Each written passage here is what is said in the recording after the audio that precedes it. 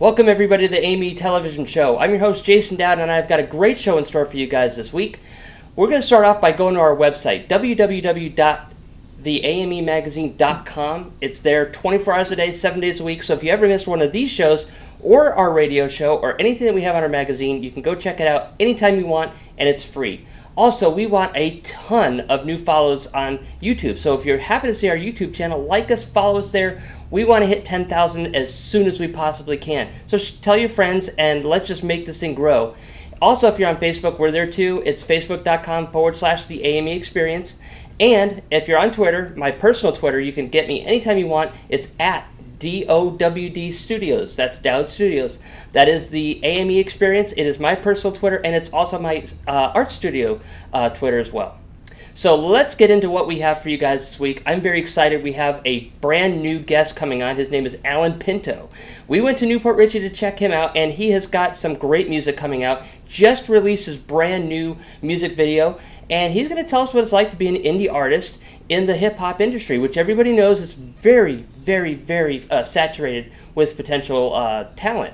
And so he touches on a lot of stuff that I think you guys are going to enjoy. So let's go down to Newport Richey now and talk to Alan Pinto. All right, everybody, we're here in Newport Richey, Florida, and I have a very special guest. His name is Alan Pinto. He is a recording artist. He's written some songs. One of them is Wasting Love, Like I Do, and his brand new video that just came out called Bad Reputation. Welcome to the show. How are you doing today? Good. How are you? Tell me a little bit about yourself. How did you get into being a recording artist? Oh, well, that's a long story. There's many like different parts of that. I think that basically every day you find a new reason to continue the journey as a musician. But one of the main reasons is, honestly,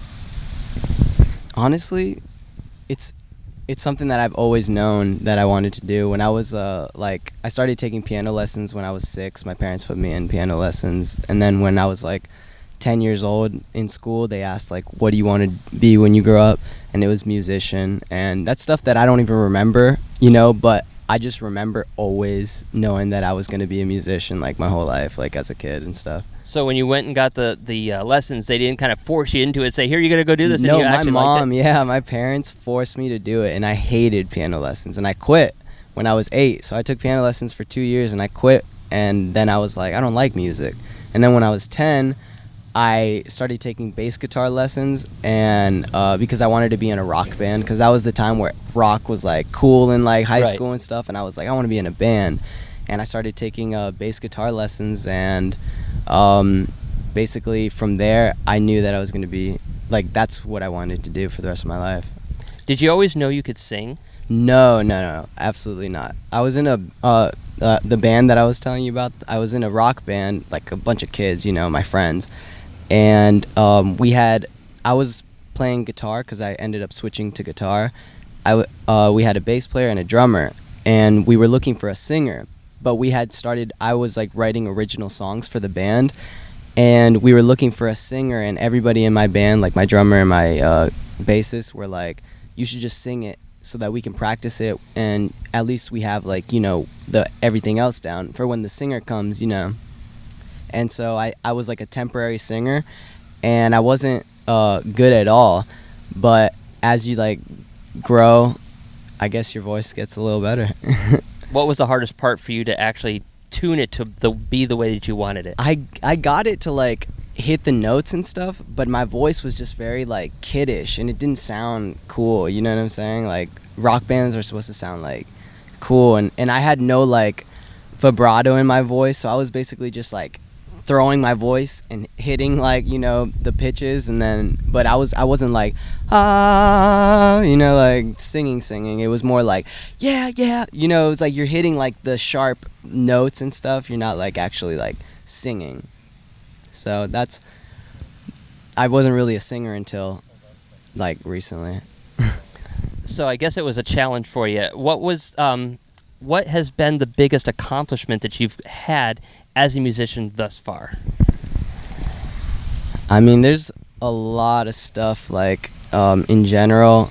when I was like 16 years old, I was like performing in front of crowds of like 1,000 like of people, and for me, like in the moment it didn't seem that crazy, but now looking back that I did that stuff, it's like, wow, like nobody did that, you know, like nobody as a kid was like performing for like thousands of people. And I think that's like a pretty cool accomplishment. Another accomplishment is I just like to one thing I'm proud of is that I have my own style, you know, like a lot of people replicate other people's styles. Yeah. And it took me a lot of work to find my own sound, so that's something that I'm proud of because I worked hard to create my own sound rather than take someone else's. So, you know, artists don't think about stuff like that because it is so important. You know, I turn on the radio today and it sounds like everybody else. And, you know, rap. Hearing rap when I grew up, you know, when Snoop Dogg came on or Sir Mix-a-Lot came on, you knew who they were. You know. And now it's like I don't know who they are. Exactly. If I didn't have Soundhound, I don't know if I would be able to figure that out. That's exactly what I'm saying. Like it's just like everyone sounds alike, and I just well, I mean, the thing is that most people sound alike. The good ones right now, like the Drake, Future, they're themselves, and then you have the people that copy them. So I mean, the copycats never reach that like highest standard. That's why I created my own sound, because I'm aiming for like the top like level. So I'm not trying to just be a temporary artist. I'm going for the top, you know. And you know, being an independent artist, you know how the struggle is, because it seems like I actually like independent artists better than some of the signed artists today, just because of the fact I think they have more creativity to them. But unfortunately, it's just hard for them to get anywhere in this industry. Yeah. How has it been for you to try to break into it? And what have you been able to do to make sure you're still, hey, I'm here. Yeah. I'm something to reckon with. One of the most important things is new ears. You know, a lot of people like to just make music and release songs, and it's the same people, you know, listening to those songs every time. So if you release a song and you get 1,000 people, and then you release another song and you get 1,000 views or whatever, and you keep getting 1,000 views, well, you're doing something not wrong, but you're staying the same. And I always like to think, okay, I got 1,000 views, now let me reach 1,000 people over here. These 1,000 people are already going to listen to the song no matter what I do, so let me aim for other people and let me reach out to like new audiences. So that's the most important thing, just getting more ears and making sure that when people like want to listen to your music, they can't go to someone else for my sound, you know, because that's the thing. When somebody hears a cool song, they're like, that song's cool, but it sounds exactly like, you know, Future, you know. So instead of listening to Future, why would I listen to you when I can just go to the real thing, you know? So when people want to listen to music of my style, they have to come to me because I'm the only one that does it, you know? Now, one of the biggest complaints I've heard from any independent artist or a regular artist that has been signed by major labels is the ability to make money online, because it seems like, you know, people just go play YouTube, so why would they need to buy it? Yeah. You know, what has that been like for you? I honestly, I believe in like free music, so I release all my music for free. I have all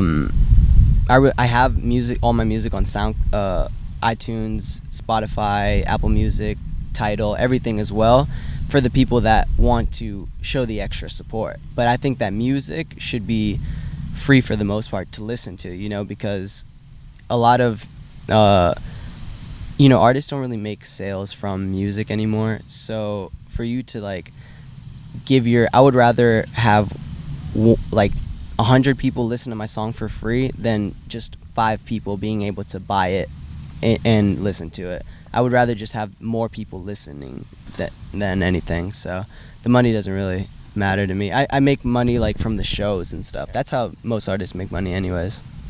So tell me a little bit about your upcoming album that you have, that you're still working on it, right? It's not completed yet? I actually released the EP, yeah. Okay. It's called 50 Feet Underground, and it's already out on SoundCloud. It's all free. everyone has already been like listening to it, and it's like blowing up. But the Bad Reputation, what I just released, because I released the EP before Bad Reputation. Okay. So I released the EP like 3-4 months ago because I have a whole album ready already, all like recorded and stuff ready to go. So I released this like EP because I have 2 different styles right now. I have like a style that's like really lyrical and really like storytelling and intense, like songs, music that like people will listen to get through like a situation, a hard situation. And I also have another style of like music, feel good music, where you want to like roll your windows down, in your car and just full blast. And I believe in like moods of albums, so I put all the songs that had like the real like storytelling, like lyrical mood. I put that in the EP, and I released that first so that people could hear like the real lyrics nowadays, because nowadays like artists don't really go into like feelings and like stuff like that, so I wanted to release that first because that's the kind of music that I like better anyway. So I wanted to be myself first before I show you what I have to be for this industry. You know what I'm trying to say? I hear you. That's important for every artist to do. Exactly. Is do that. Now, Bad Reputation just came out. You just did a really cool shoot. You were telling me a place called Egmont Key. Yeah. And it's an abandoned fort. What was it like to do that? And what's the most impressive thing about that video for you? Oh, I mean, the only thing that stands out in my mind is like the dancing, because I have never like danced before, and I wasn't even going to dance in general in the music video. But my dancers, Catalina, Estrana, and Brianna, they just like she choreographed like a really good routine, and I just hopped in it, and I learned some of the moves, and cause I had no intentions of like dancing ever. Like, I'm not Justin Bieber out here, like I'm just Alan Pinto. Me either. Yeah. It's scary. So I'm a horrible dancer, so I was just like, whatever, I'll do it. And so that was like the most like fun part, because I was like, oh my god, how am I gonna get through this? Well, I can't thank you enough for people to listen to your coming out here to listen to you, and I want them to see your video. But how can they find your music? It's really easy. Just search Alan Pinto, ALANPINTO, on YouTube. Basically anywhere. I'm usually, there's not many Alan Pintos out there, so I'm usually like the first Alan Pinto everywhere. Like YouTube, Alan Pinto. You'll find all of my stuff. I used to do guitar covers, so like a lot of that stuff's on YouTube, and my social media and stuff. Like, I'm the first Alan Pinto that pops up, so it's pretty easy. There's no excuse, guys. There's no excuse.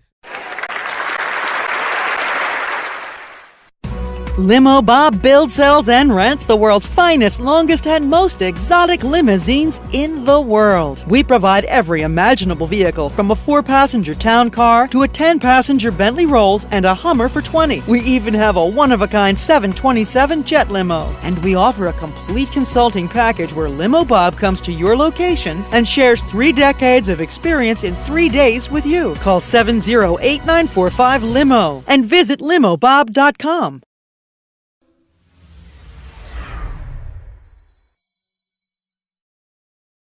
All right, guys, I have a review for you. I know you guys are going to enjoy this. It's a DVD called 90 Minutes in Heaven.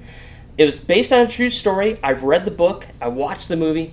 Amazing stuff here coming out. Let's go see my review of 90 Minutes in Heaven. In a world where all opinions matter, one opinion matters more, and that's his. Join Jason Dowd as he reviews movies, books, music, and anything someone wants his opinion on in this edition of Man Reviews Stuff. Now here is Jason Dowd. Hey guys, I have another great movie I want to discuss with you and review. It's called 90 Minutes of Heaven, and it's about a true life story from Don Piper. Let me get this here.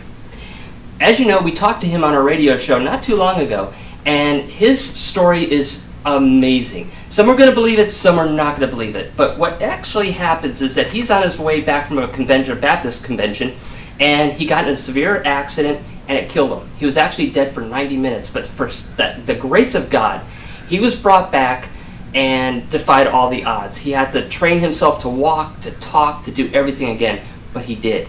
And he's here to tell his story about what he saw in heaven. This is an amazing, amazing movie. I could not put it down. If I had to give it a star rating, I would give this thing 5 stars. If you are a Christian, if you're non-Christian, whatever it may be, watch this movie because it may change your life. So once again, this is called 90 Minutes in Heaven. There's also a book called 90 Minutes in Heaven about the exact same story. Check it out when you get a chance. I know you guys are going to enjoy it. Are you stuck with a timeshare? Did you attend the presentation and were seduced and enticed into buying that great vacation and investment? Now you're in the terrible position of trying to figure out a way to get out of that mess.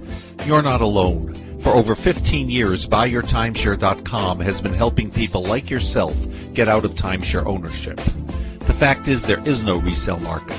Unscrupulous telemarketers call you and say they have buyers waiting, and the next thing that happens is you give them hundreds of dollars for an ad and you'll never hear from them again. Another fact is that an identical timeshare to yours is being offered on eBay for $1 and no one is buying it. If you want out of your timeshare, I urge you to go to buyyourtimeshare.com or call them at 877-94-HELP-ME. That number again is 877-94-HELP-ME. Buyyourtimeshare.com. That's buyyourtimeshare.com. 877-94-HELP-ME. 877-94-HELP-ME. All right, wrestling fans, I have something very special for you. You know, growing up in the 80s, I loved watching wrestling. I watched the WWF. I saw Brian Blair and Andre the Giant, Hulk Hogan, Hacksaw Jim Duggan, everything. I loved the wrestling experience. I wanted to see what it was all about. I wanted to get in the ring. And I have had that opportunity. And now we went to E1 Wrestling just a few weeks ago, and we talked to Stateline. Stateline is a tag team combination. They have had a tag team championship before, and they're trying to do that in E1 Wrestling. So let's go talk to Stateline, find out what it's like to be a tag team wrestler, find out what it's like to be in the wrestling industry. And if you want to be a wrestler, you might get a little insight on how it's done and how much fun it can be. So let's go talk to Stateline, and we'll be right back after that. Hey guys, we are here in Inverness, Florida, and I am with Stateline, one of the best tag team matchups in the championship wrestling. Welcome to the show, guys. How you doing today? We're doing good. We're doing good. Thank you. Good. So let's kind of get an idea about you. When did you guys decide to be a wrestler, and what made it such a passion for you? Well, for me, I started in 2001, and started here in Tampa, Florida. Started doing shows in Zephyr Hills. I mean, it was something I always wanted to do when I was younger. You know, went through the proper channels training, you know, going up to the scenes, trying to go to shows, just trying to get used. Same thing with me. I started out in 2004, got trained in Florida, Tampa, by Steve Kerr and Jimmy Del Rey, and they broke me into the business right, something I've always wanted to do, and I had the opportunity, jumped right on it real quick, which is where I met this man at the same school, and from that point on, it was on, you know. We did what we had to do, and we've been doing it ever since. What's the most important thing to you guys as wrestlers to remember when you're in the ring? Can I answer this question? The best advice that was given to me, and I'm sure it was given to him, is pretty much stick to your time and don't suck. Basically, we had a promoter that used to always say to every show we used to do, like every weekly show, we used to be told, you know, stick to your times and go out there and kill it. And basically, don't suck. I mean, some of that's the best advice we ever got. And other advice was just, you know, stay true to your craft. Stay true to your craft, stay true to what you trained in. You know, all else failed, you're here to do a show, you're here to entertain the crowd, period. And being a tag team, obviously you have to have some chemistry. You know, it's just like a band. Everybody has disagreements, everybody has likenesses and agrees on things. How do you make it work for you? Well, we battle left and right. I mean, that's what makes us so great, because we could bang heads. I mean, we are total opposites, but we click so well. You know, I mean, he's from Jersey. I'm from New York. They say New York and New Jersey don't like each other. Well, look at us. We get along just fine at times. We make it work. We make it happen. I think it's the same thing with him. Like, you know, when we met at current school, and we were trained together, and we clicked. We started doing some local shows, and then for us, we were actually paired off against you. We actually feuded with each other first, and we realized, a lot of times, and we realized that he likes to hit hard and go hard, and I like to hit hard and go hard. And when it came to opportunity in 2005, 2006 era, where we were asked what you want to do, we said we want to be a tag team, and you know that's where Stateline started. Now, what has been one of your most memorable matches, and what made it so memorable for you guys? Wow. I mean, He's probably good. I mean, as a tag team, what's our memorable match? I mean, the memorable match as a tag team that would stick out with me is the first time me and him won our championship tag titles at one promotion at Stateline. It was our first tag titles that we've ever won, and me particularly have ever won in this business, and it was with this man. That sticks out because, like I said, I was freshly started. It was with a company that actually gave us the opportunity to be a tag team or go singles. We chose to do the tag team, and us winning that belt pretty much like solidified like the unit that we our drive to make it. Like for instance, like in the same situation when I've won a few belts by myself per part, but meaningful for us was winning our first tag team title together because this was our original idea. Our tag team was us. The name, everything was us. The promoter said just go with it, and we built popularity with that. By that being said, that's probably our most memorable because it was our first title. Our first run, I guess when the promoter puts faith in you to run with these titles, you would think, okay, that's on you. Yeah, here's the ball, running with it. So. And what do you guys want to do to maybe better your championships, your ring presence, or anything that you have coming up that you think that it's going to be an important goal for you? Well, something that we constantly face with, we say, we stay consistent. We continue going out there on the road. We keep traveling. We try to work with other shows in the state and out of the state. We try to aim for the bigger shows, the television shows and stuff like that. But our goal is to stay consistent. We are a 10-year tag team. That's right. Damon's been at it for 10 years, so I've been at it 15, 16. But tag team experience, we're equal. We're equal in every way. We have the same mentality. So I think it's important. Like we have good chemistry, like you said. And also the drive to want to do it. I mean, we're in our mid-30s here, and we still feel like we could go with the young guys, and we do. We do go with the young guys. we do. You get all these young guys wanting to come up, doing all these flashy stuffs. Listen, we've been in this business for 10 years together as a team, and for 10 years being in this business, we're still tearing it up. Right. We're still on top. So what's that saying? All these young guys could do all these flashy stuff. Here's the guys that's been here for 10 years, and we still running strong. Right. We still going hard. Yeah, it's just, to me, it's like he said, it's about staying consistent, staying strong, committed. And, basically that's the drive to any successful, all the great advice we got from legends and current everybody is about sticking to your craft, going out there and bringing the best matches possible. And sooner or later, someone's going to watch you, and they're like, oh, I want you here. We want you there. We want you here. And that's what happens. And obviously, we've all had our idols growing up and our heroes. Who is it for you? My idol? I mean, in the business, there's so many wrestlers that you could look at as someone who drove you to want to do this even more. I mean, you guys got guys like, God rest and bless his soul, Chris Benoit, Eddie Guerrero, those two right there. Those are guys that you go on my Facebook page and you will see matches from that. And I'll post up for other guys to look at. Public, I'll make it public. So guys who are in the business, young, or even in the business now, look at this. You can learn from this. These are dudes who taught us in this business how it's supposed to be done, And, like those two names, you got Kurt Angle. I could be here all night naming the list of guys who inspired me, to want to do this even more and more and more. There's just so many of them. Same thing goes for me. We have the same kind of guys we enjoy. For me, I would say maybe one person we got the opportunity to work with him was Bam Bam Bigelow. God rest his soul. We had to Gold Dust, yeah. But for me, Bam Bam Bigelow, from being a New Jersey native like I am, being who he was, especially his time in ECW, he was a big guy that could move very fast. Yeah, he was very agile, and that's I kind of compared to that myself.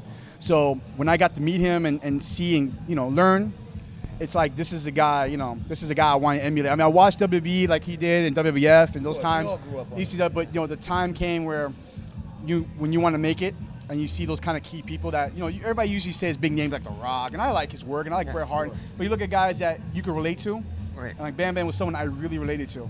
You know what I mean? Because he wasn't a traditional tough guy, muscle-bound guy. No, he wasn't. But he could do cartwheels. Yeah, he could do cartwheels. He could jump off the top. He could do everything. And believe it or not, between the two of us, he's more agile than me. I fly. But, that's, for me. I'll fly, but he's more agile. For me, Eddie, Benoit, Kurt Angle, Shawn Michaels. You go down the list. You can even think of guys like old school guys. You could think of Tully Blanchard. Yeah. You could think of Arn Anderson. You think about some of the old guys. We're in tune with all the guys. But to answer the question, for me, Bam Bam Bigelow was really my biggest inspiration. Well, guys, that's all we got time for. So I wish you guys all the best tonight. Thank you. Good Thank luck, you very much. and Yes, thank you sir. so much for coming on. Yes, sir. Yes. Things coming Thank with you. State We Line. are State Line. Thank you, sir. You're welcome. Thank you, Hey, guys. man, thank you very much. The AM/FM 24/7 Roku channel broadcasts all of our shows on demand. To ensure reliability, we store and stream our content on the same servers as Netflix and Amazon. Our Roku channel is free to use, and anyone owning one of the more than 10 million Roku devices can watch our channel at no cost whatsoever. If you have a television show or are thinking about producing a show, you can be a part of AM/FM 24/7's Roku channel. Watch our great shows on your Roku device. It's free and more reliable than cable TV. All right, guys, if you have little girls or little boys that love Frozen, we have got a treat for you. As you may know, Epcot just opened up the brand new Frozen ride in Arandale, which is in the Norwegian section of Epcot. And I gotta tell you, it is a frenzy to get in there. I think we waited about 2.5 hours to just ride this ride, but it has got a lot of great music. The theatrics of it are so much fun, and it's a flume ride, so it does have a couple little drops, but I gotta say it was one of the coolest rides, and it did not give you one of those little gut in your stomach type of rides, so anybody can enjoy it. We're gonna go take you on a point of view experience on this new Frozen ride. Check it out. Let's go to Arandale at Epcot.